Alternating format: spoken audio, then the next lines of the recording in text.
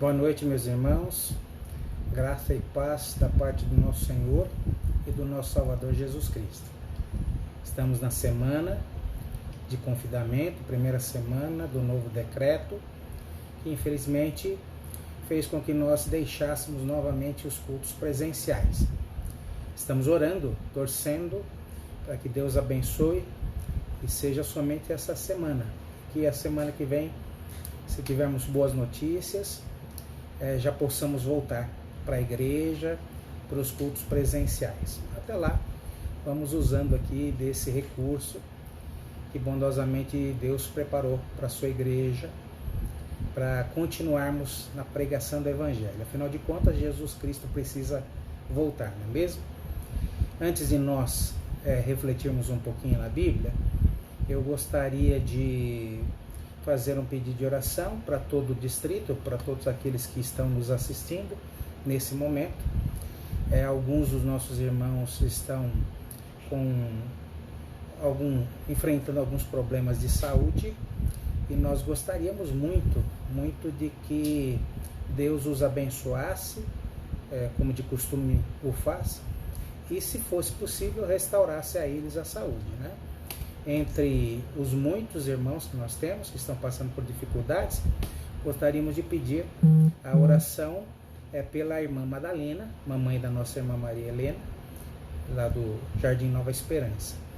Ela e a mamãe estão com Covid, né? Contraíram o Covid desde sábado e estão sob tratamento. Então, que Deus abençoe, que Deus coloque a mão, né? Há outros irmãos também que estão tendo dificuldades, e nós gostaríamos que todos orássemos por isso, tá bom? Muito bem, queridos, vamos fazer uma oração e logo depois nós vamos então refletir um pouquinho sobre a palavra de Deus.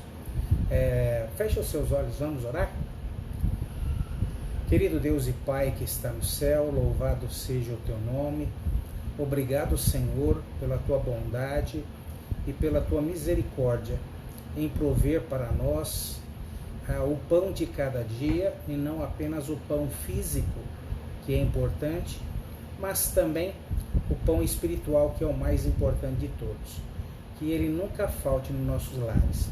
E que hoje, ó Pai, ao abrirmos a Bíblia e estudarmos aqui um verso do livro de Miqueias, que o Senhor possa nos abençoar com discernimento, com inteligência, com capacidade para entendermos a tua mensagem. Por favor, papai querido, fala ao nosso coração, abençoa todos os nossos irmãos, abençoa, Pai, pessoal de saúde que continua lutando bravamente, incansavelmente, para levar conforto, para manter a vida de muitas e muitas pessoas que estão nas UTIs dos mais diversos hospitais aqui desse estado e do nosso país e do mundo. Que eles tenham da tua parte, ó Pai, a renovação da energia e que o Senhor possa protegê-los também desse mal, a eles e as famílias. Abençoa aqueles que estão nos leitos de UTI, visita-os, ó Pai, se possível, levanta-os do leito, para que eles tenham saúde, para que eles possam retomar a vida com qualidade, tranquilizando a si mesmos e as suas famílias também. Abençoa todos aqueles que perderam também entes queridos, não foram poucos, estão sofrendo.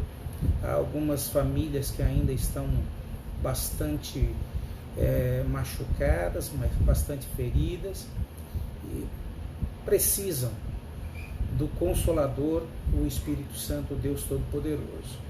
Eles tenham também esse auxílio da parte da tua misericórdia e da tua graça. Ainda pedimos, ó Pai, de maneira especial, por todos os nossos irmãos do distrito que estão enfrentando algum problema de saúde, seja ele qual for. E de modo muito especial, colocamos sob os teus cuidados a irmã Margarida, que é uma senhora especial, muito amável, muito doce, do Jardim Nova Esperança, que infelizmente contraiu o Covid. Ela está doentinha, o pai está sofrendo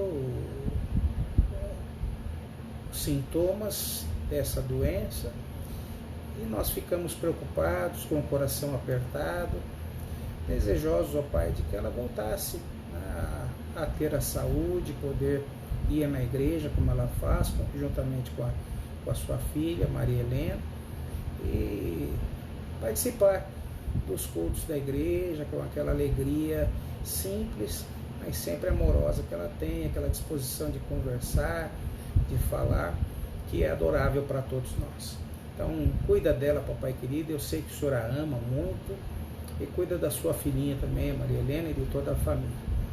Mais uma vez pedimos a tua presença, a tua direção nesse momento de estudo da Bíblia, e o pedimos em nome de Jesus. Amém. Muito bem, amados, nós temos um verso para refletir com vocês nesta noite. O verso é um verso único, é só um verso, né? Bem simples.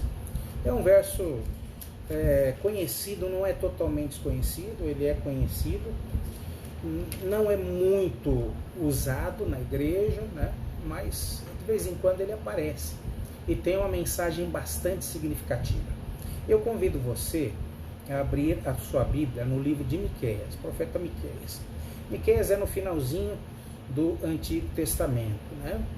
Então você acha ali o livro de Mateus, que é o primeiro do Novo Testamento, que é mais fácil achar, e vai recuando, né? Pelos livros, e você vai encontrar Miqueias. Vai ter Malaquias, vai ter Zacarias, Sofonia, Abacuque, e logo você vai chegar em Miqueias, tá bom?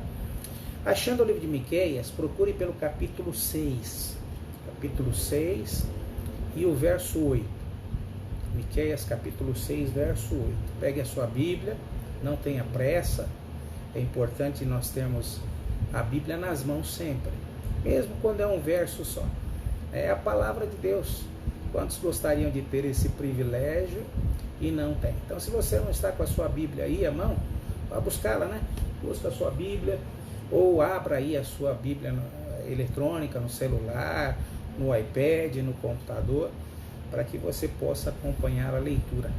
E sempre lembra, esta é a palavra de Deus, né? E a palavra de Deus, ela é alimento para a alma, é alimento eterno para a nossa vida, né? Muito bem, Miqueias, no capítulo 6, no verso 8, nós lemos o seguinte, é uma pergunta, e uma pergunta do nosso Deus. Olha o que diz o texto bíblico aqui, né? Diz assim, olha: ele te declarou, ó homem, o que é bom e o que é que o Senhor pede de ti, senão que pratiques a justiça e ames a misericórdia e andes humildemente com o teu Deus. Olha, vou repetir, né? Ele te declarou, ó homem, o que é bom e o que o Senhor pede de ti, senão que pratiques a justiça e ames a misericórdia e andes humildemente com o teu Deus. Então, esse verso diz que Deus nos pede 3 coisas. A primeira coisa, praticar a justiça. Segunda coisa, amar a misericórdia. E terceira coisa, andar humildemente com o teu Deus, né? 3 coisas simples, mas 3 coisas importantes e poderosas. 3 atitudes que podem mudar por completo a nossa vida, né? E é o Senhor quem está falando aqui. Veja, Miqueias, que é o nome do profeta dado ao livro, né? É muito provavelmente a forma abreviada de Micaías, né? E Micaías significa quem é como Yahweh. Yahweh é o nome máximo do Senhor, não é um nome puro que os judeus nem pronunciavam, né? O medo de tomar o nome de Deus em vão. Então são só vogais. Hoje a gente não sabe exatamente qual a pronúncia dessa palavra, porque os judeus não se atreviam a pronunciá-la. Até quando escreviam, eles estavam escrevendo as escrituras, e quando chegava nesse nome, eles esticavam a pena, pegavam uma pena de ouro apenas para escrever esse nome. Então, 4 vogais, nós não sabemos o som original, verdadeiro, mas hoje em dia a maioria de nós pronunciamos Yahweh, né? Mas é algo próximo disso, né? Claro que é uma palavra hebraica, né? E a pronúncia para nós brasileiros é bastante complicada, mas esse é o nome de Deus. Mas o nome Miqueias significa quem é como Yahweh, o Deus poderoso, né? O Deus máximo, o Deus onipotente, onipresente, onisciente, imortal, né? Quem é como ele? Interessante, né? Porque Miqueias, ele insere o seu nome já para o final do livro, né? E ali, né, ele usa o nome de uma maneira muito inteligente, vamos dizer assim, né? Miqueias, ele foi chamado por Deus para advertir o povo, né? Para chamar a atenção, repreender o povo pelas escolhas erradas que eles estavam fazendo. E em consequência dessas escolhas erradas, eles estavam recebendo o castigo, né? Desses atos. Mas a mensagem de Miqueias, apesar de ele ter sido chamado para advertir, para repreender o povo, a mensagem de Miqueias vai muito além da advertência, muito além da repreensão, né? Usando um trocadilho do seu nome, Miqueias pergunta ali já para o final do livro, no capítulo 7, verso 8, assim, né? Quem, ó Deus, é semelhante a ti? Quem, ó Deus, é semelhante a ti?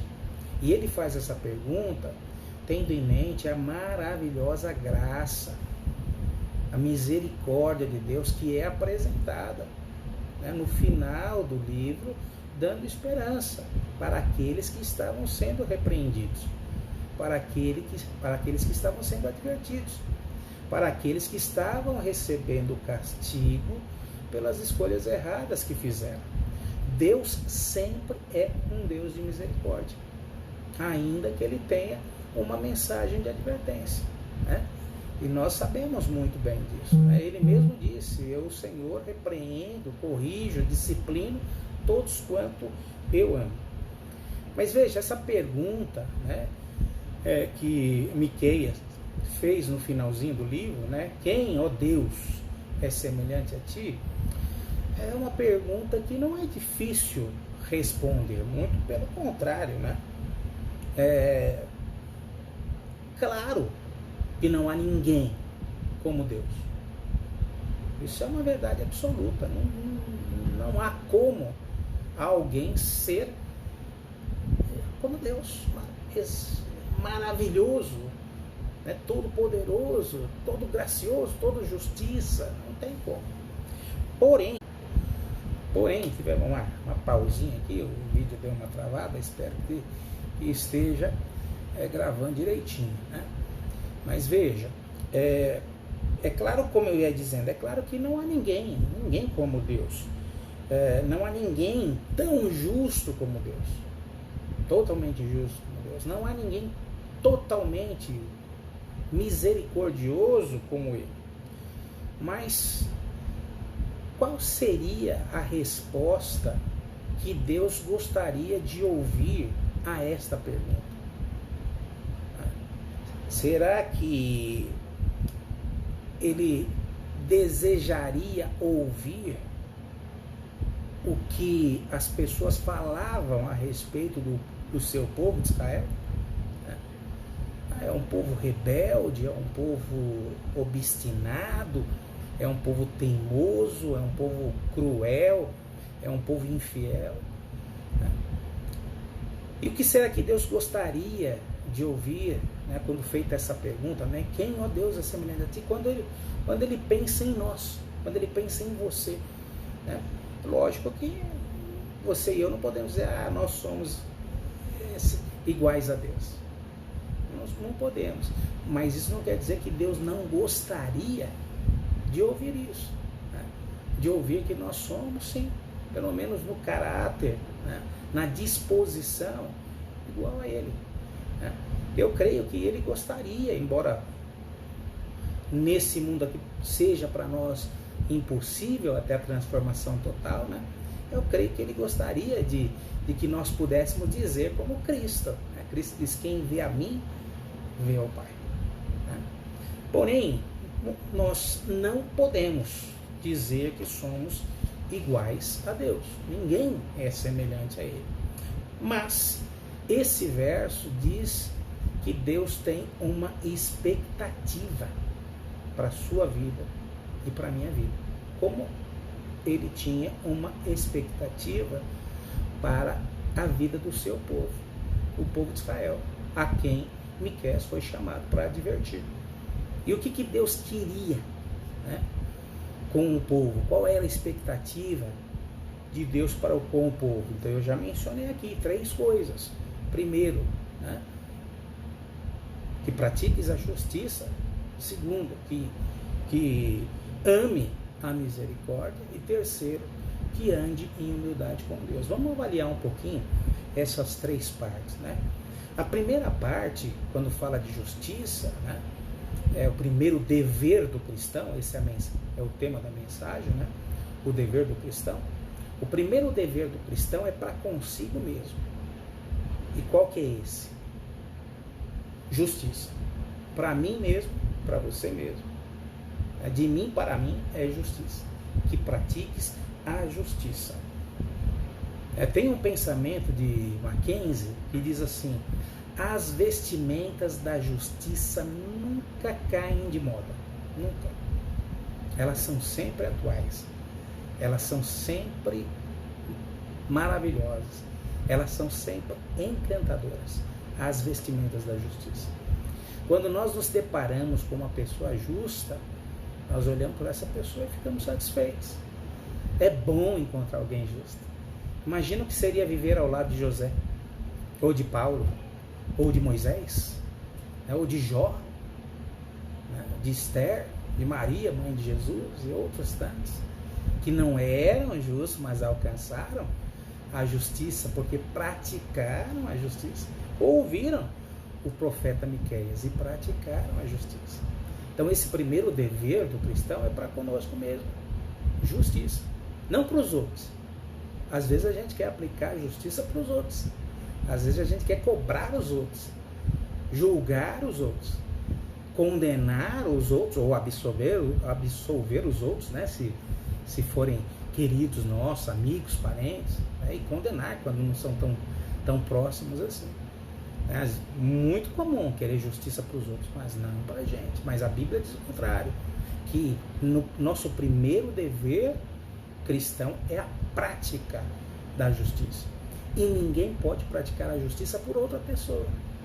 Eu posso praticar a justiça por mim. Né? Eu posso praticar. Minha mãe não pode praticar a justiça por mim. Meu pai não pode. Meus queridos não podem. Minha esposa, minha filha não pode praticar a justiça por mim. Só eu. O que é justiça? Um outro pensamento de Joseph Joubert diz assim: a justiça é a verdade em ação.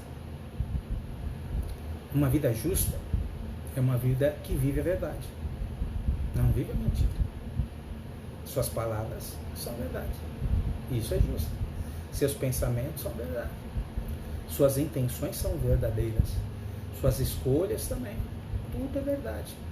Uma pessoa justa, não há lugar para mentira. Tá? Então, a prática da verdade, a verdade em ação, isso é a justiça. A justiça é a verdade em ação. Né? Não há nada, ou nada pode ser honroso, absolutamente nada pode ser honroso se a justiça está ausente. Onde a justiça está ausente, qualquer coisa é desonrosa. Às vezes fazemos a coisa certa, né, por um ato de injustiça, inclusive. Né? E isso é terrível. É terrível. Então, a justiça tem que estar presente. E não há como praticar a justiça se nós não estivermos em companhia de Cristo. Cristo é a justiça, nossa justiça. Cristo é justiça nossa. Então, eu preciso praticar a justiça. Esse é o primeiro dever do cristão, que Miqueias foi chamado por Deus para ensinar o povo de Israel e a nós hoje. Pratique a justiça de você para você mesmo, em si mesmo. Que a justiça seja vista em você. O segundo dever do cristão, de acordo com esse texto de Miqueias 6:8, já não é mais para conosco, é para com os outros. Para nós, justiça. Para com outros, misericórdia. Olha só, que ames a misericórdia, a bondade, a benignidade. Não é interessante isso? Olha como Deus é sábio. Geralmente, novamente, é a nossa natureza humana. É por isso que a pergunta lá inicial de Miqueias, né, com o nome Miqueias, é quem é como Yahweh, né? Ou quem, ó Deus, é semelhante a ti. Não tem, né?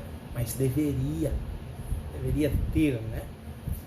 Geralmente a gente quer a misericórdia para nós e quer a justiça para os outros, né? A gente muitas vezes entende justiça como castigo. E geralmente quando vem o castigo, alguém erra, a gente fala, não, justiça tem que ser feita. E a gente segura a misericórdia. Mas quando nós muitas vezes praticamos a mesma coisa, ou até fazemos algo pior, nós não clamamos por justiça, nós clamamos por misericórdia.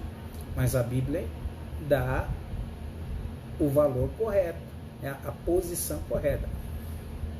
Prática da justiça em mim, misericórdia para com os outros. E ele diz mais, ame a misericórdia. Tem um pensamento também de Khalil Gibran que diz assim, olha, o justo, a pessoa justa, ela fala ao coração do povo. O misericordioso fala ao coração de Deus. O justo fala ao coração do povo. E como eu disse, né, nós gostamos de ver pessoas justas. Quando a gente encontra uma pessoa justa, né, que pratica a justiça, a gente fica bem, a gente fica seguro, a gente quer estar perto dele, porque sabe que ele vai estar sempre tomando a decisão certa, a escolha certa, a postura certa, né? Agora, se nós queremos agradar a Deus, nós temos que amar a misericórdia. Isso é falar ao coração de Deus. E ninguém consegue tocar de maneira tão profunda, né? Vou falar algo assim meio estranho, tocar de maneira tão tocante, né, o coração de Deus, se não for através da misericórdia. Deus ama a misericórdia e Ele quer que nós amemos a misericórdia também.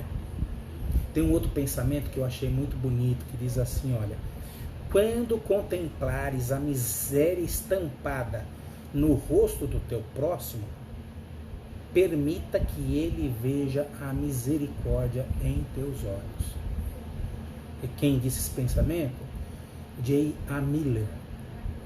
Vou repetir assim, olha, quando contemplares a miséria estampada no rosto do teu próximo, permita que ele veja a misericórdia em teus olhos. Não é bacana isso? Queridos, quantas vezes a gente encontra uma pessoa com a miséria estampada no rosto, pelos mais diferentes problemas. Às vezes a gente só pensa em miséria em termos de bens, né, do material. Mas eu conheço muitas e muitas pessoas. Eu já tive contato com muitas pessoas que tinham tudo que o dinheiro, que o poder, que a posição poderiam dar a essa pessoa. Mas eram pessoas miseráveis. E se sentiam miseráveis. E essa pessoa, ela anseia, ela tem sede de misericórdia. Às vezes ela está afundada em culpa. E isso acontece principalmente com o pecador. Miséria, como eu disse, não tem só a ver com a questão financeira. Tem a ver com a questão emocional. Tem a ver com a questão espiritual. Quantas pessoas, né, que traíram seus princípios, ou seu cônjuge, ou sua fé, ou a sua própria conduta, ou traíram a Deus, se sentem miseráveis, não conseguem mais erguer a cabeça. Por quê? Porque não conseguiram viver o primeiro dever do cristão, praticar a justiça. Não escoraram em Deus, não seguraram em Deus firmemente para praticar a justiça e acabaram caindo. Todos nós já caímos em algum momento. Infelizmente, estamos sujeitos a isso. A Bíblia diz: aquele que está de pé, cuide para que não caia. E é fácil cair. Eu gostaria de dizer assim: nunca mais vou cair na vida. Todas as vezes que eu caí foi terrível. Todas as vezes que eu caí em pecado, nossa, me machuquei muito as pessoas que eu amo. E eu gostaria de dizer assim: nunca mais vou cair na vida. Se eu soltar de Deus, eu caio. Se eu deixar de Deus, eu não consigo praticar a justiça, eu caio.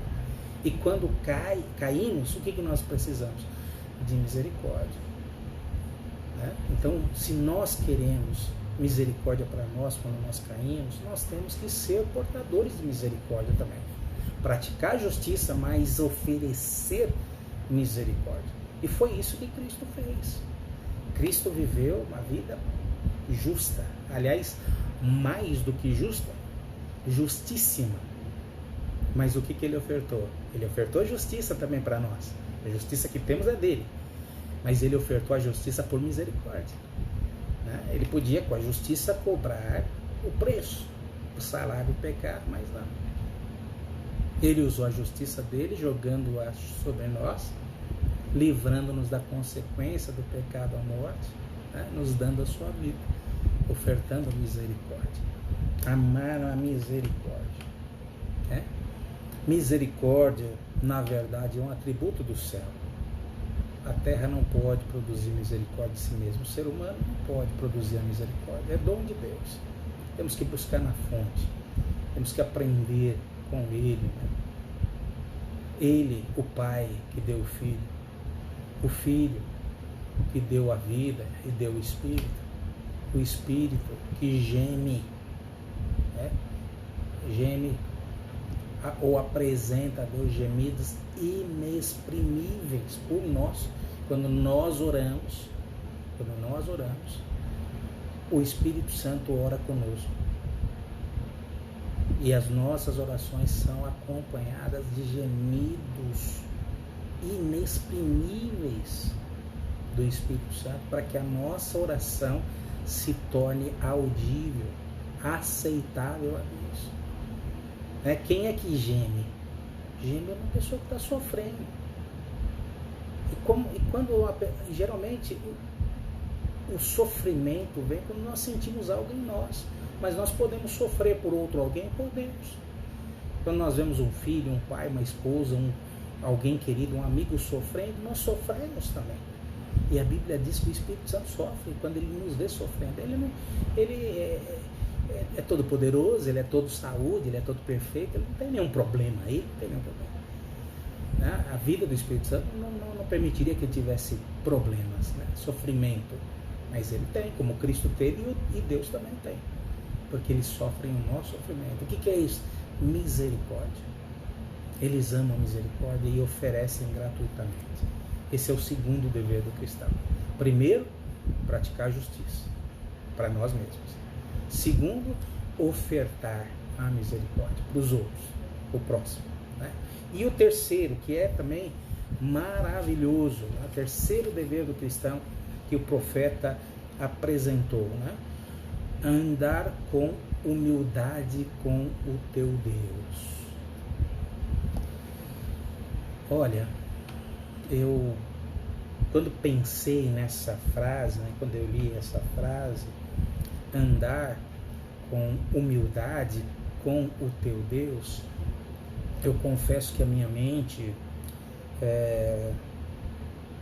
ficou preocupado diante das possibilidades. Porque andar com humildade ao lado de Deus, olha como o nosso pensamento pode viajar nessa ideia. A minha mente se abriu a tantas possibilidades, que eu falei, não, para, porque eu não tenho tempo para ir tão profundo nessa direção. Se eu for tocar nisso, eu tenho que desconsiderar todo o restante. Andar em humildade com Deus permite a gente caminhar quilômetros e quilômetros. Mas eu falei, não, vamos tentar dar uma resumida, uma enxugada. Quem sabe num outro momento a gente possa pesquisar mais, pensar mais, escrever mais, desdobrar essa ideia. Mas eu queria destacar algumas coisinhas aqui importantes. Andar em humildade com o teu Deus. Veja, a pessoa humilde, esse pensamento é do escritor Charles Swindoll, um grande escritor, e ele diz assim, a pessoa humilde não é aquela que pensa mal de si mesma. Não. A pessoa humilde simplesmente nem pensa em si mesma. Então a pessoa humilde não é aquela que pensa mal de si mesma. A pessoa humilde simplesmente não pensa em si. Ela não existe. Para ela não existe. Ela não está em seus pensamentos, porque ela não importa. Para ela o que importa? É Deus. Para ela quem importa? É o próximo. Ela está sempre pensando em alguém. Ela está sempre procurando aplainar, tornar agradável o caminho, a jornada, a vida de alguém. Isso é maravilhoso. E é uma demonstração de que nós estamos andando com Deus também. Esquecer-se de si e pensar nos outros, assim como Cristo. Cristo esqueceu suas necessidades. Deus também. Deus esqueceu que Ele gostava da companhia do Filho e deixou o Filho partir. Ele esqueceu, ou fez de conta que esqueceu que era todo poderoso e não podia tirar Cristo da cruz. Esqueceu que nós não merecemos o céu e deixou a justiça de Cristo cair sobre nós. Pensa só em nós. Pensa só nos seus filhos, nas suas criaturas. Então nós devemos também andar com humildade, pensando em Deus. Andar com Deus, não importa aonde Ele peça para nós irmos. Não importa o que Ele peça para fazermos. Não importa não importa o que Ele peça para nós abrirmos mão. Nós devemos abrir mão e devemos continuar firmes no caminho. Nada é valioso demais para deixarmos de lado e seguirmos Jesus Cristo e o Pai. Ande com humildade. Olha um pensamento anônimo que diz assim, eu não peço perdão concedido a Paulo, nem espero a graça dada a Pedro. Eu te peço apenas aquilo que concedeste ao ladrão. Esse é o pensamento da pessoa humilde. Não merecemos perdão, não merecemos a graça. A única coisa que a gente pode fazer é como o ladrão na cruz. Se possível, lembra de mim. Quando estivermos no teu lembra de mim.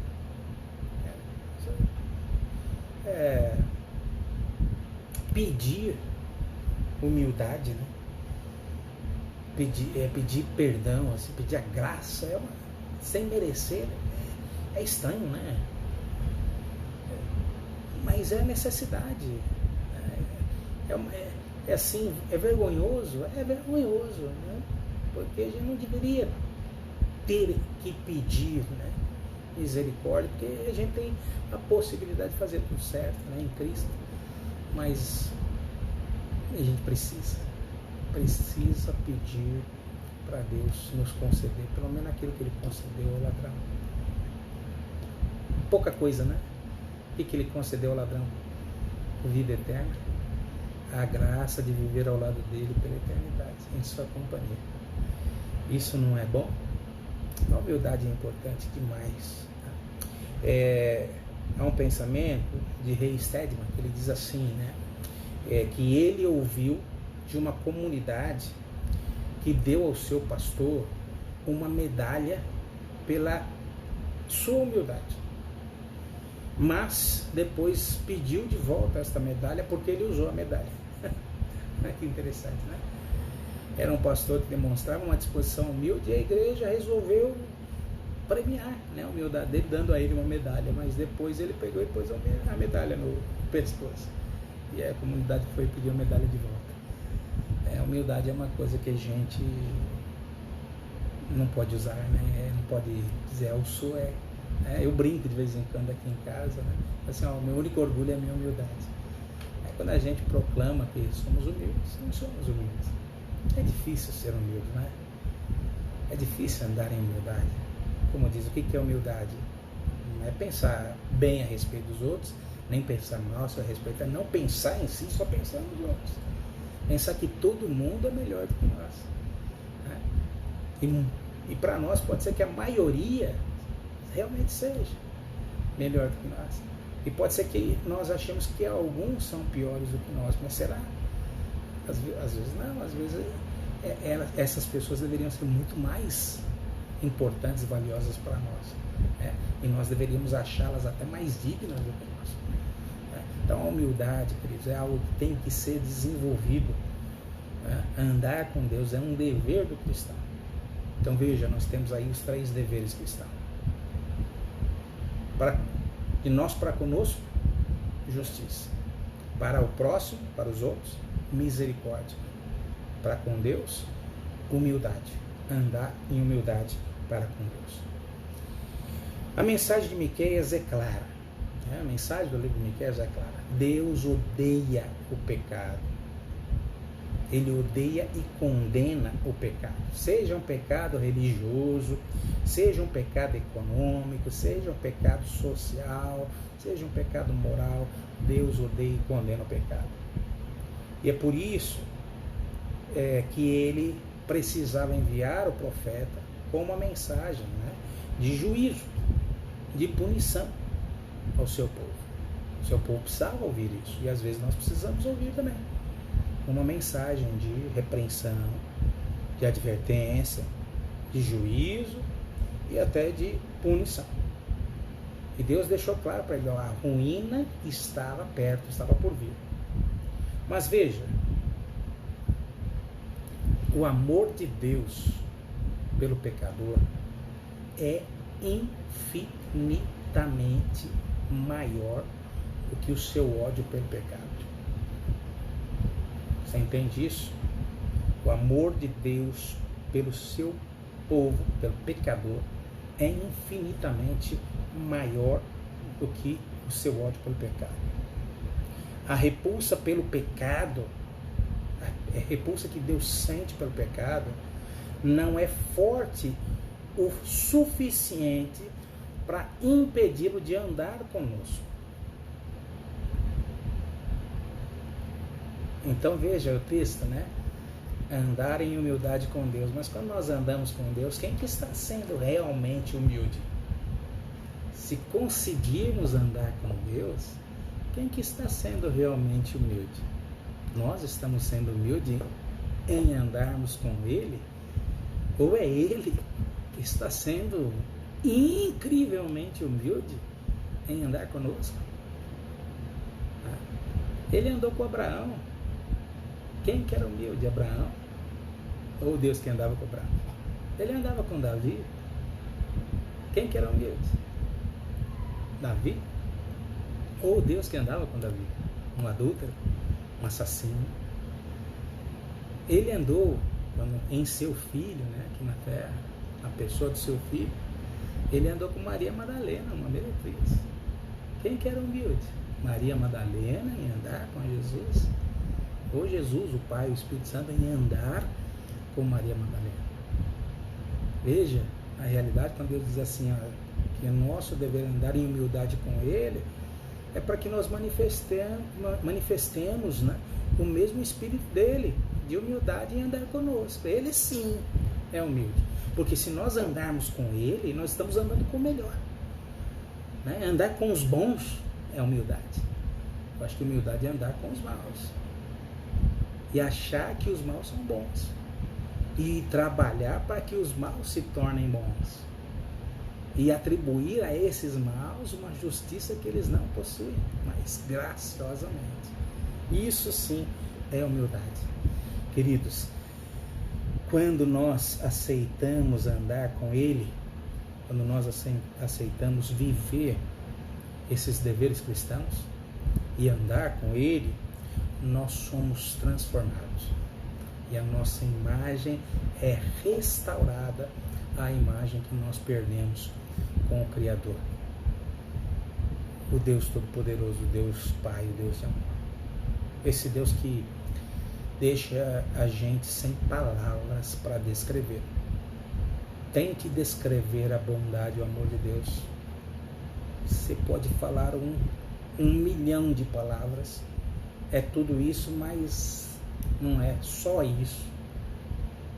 Não é só isso, é muito mais. Então, quando nós andamos com Deus, nós somos transformados à sua imagem. Quem é como o Senhor?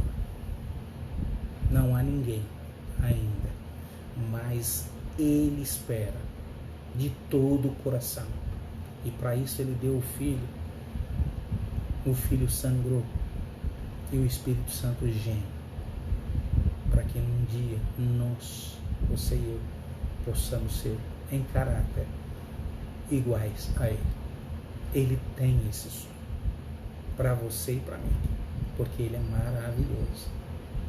Ele quer me transformar de um monstrinho de pecado num ser de graça inigualável, semelhante a Ele. Que Deus me abençoe, que Deus te abençoe, que Deus os abençoe, que nós consigamos levar esta alegria a Deus, vivendo esses 3 deveres: justiça em nós, prática, misericórdia em amor para com os outros e andar em humildade com um Deus humilde. Andando com Ele, que é um Deus extremamente humilde, nós aprenderemos a ser humildes também. Que Deus te abençoe e que um dia eu tenha a alegria, o privilégio de vê-lo caminhando em pessoa com o teu Deus. É um sonho que eu tenho para você e para sua família, vê-lo andando lado a lado com o teu Deus. Deus te abençoe. Vamos orar? Deus amado, Pai querido, muito obrigado por esse verso bíblico. Ajuda-nos a vivermos as lições que o Senhor nos apresentou. É o que pedimos em nome de Jesus. Amém. Um abraço. Que Deus te abençoe grandemente. Graça e paz.